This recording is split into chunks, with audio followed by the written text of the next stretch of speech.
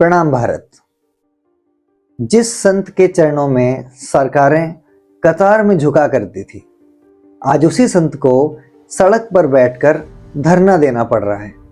अब ये श्रद्धा का अपमान है या प्रशासन की कोई मजबूरी?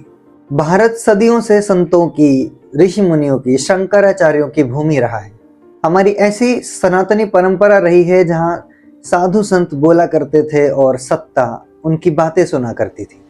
और भारतीय इतिहास में शंकराचार्य कोई साधारण व्यक्ति नहीं रहे हैं।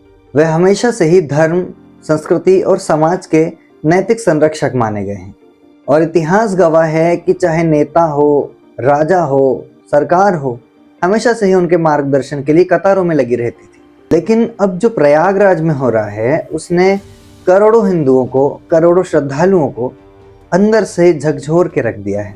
ज्योतिर्मठ के शंकराचार्य स्वामी अविमुक्तेश्वरानंद सरस्वती जी, जो कि सनातन परंपरा की सर्वोच्च पीठ के प्रतिनिधि माने जाते हैं, प्रयागराज के माघ मेले में उन्हें स्नान करने से पुलिस के द्वारा रोका गया। उनकी पालकी को आगे ही नहीं बढ़ने दिया गया।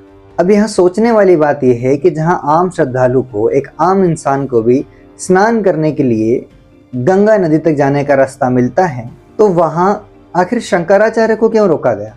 और एक बड़ा सवाल ये भी है कि ये सिर्फ एक प्रशासनिक मामला था या फिर जानबूझकर सनातन परंपरा को नीचा दिखाने की कोशिश थी। ये विवाद यहीं तक नहीं रुका।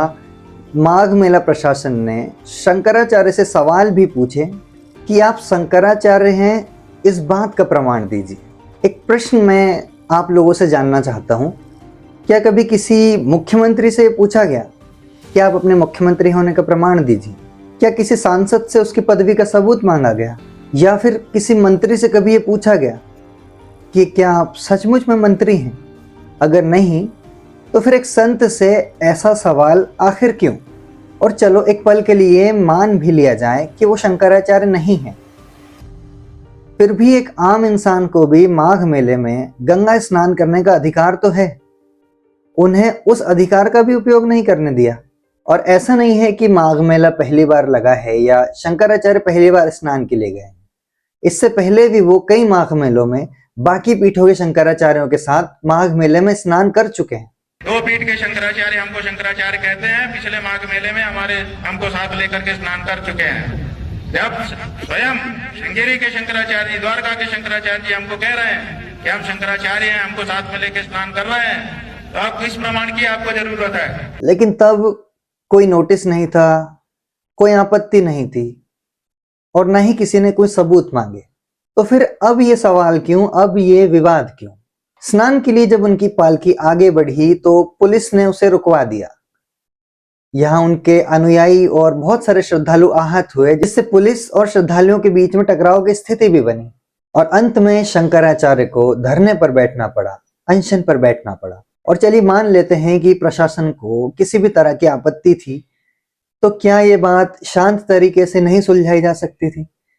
क्या इस तरह का विवाद मीडिया और पब्लिक में करना जरूरी था?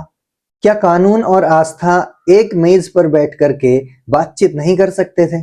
माफ कीजिएगा, लेकिन सच यही है कि जब प्रशासन और धर्म आपस में आमने सामने होते हैं, तब बीच में आम जनता, धर्म, आस्था और विश्वास ही पिसता है। आज सवाल सिर्फ एक संत का नहीं है, ये सवाल है हमारी सदियों पुरानी परंपरा, हमारी आस्था, हमारी श्रद्धा का, हमारे सम्मान का। गंगा सबके लिए खुली है, चाहे वो एक आम इंसान हो या फिर भारत के सर्वोच्च धर्माधिकारी पीठ पर आसीन शंकराचार्य हो।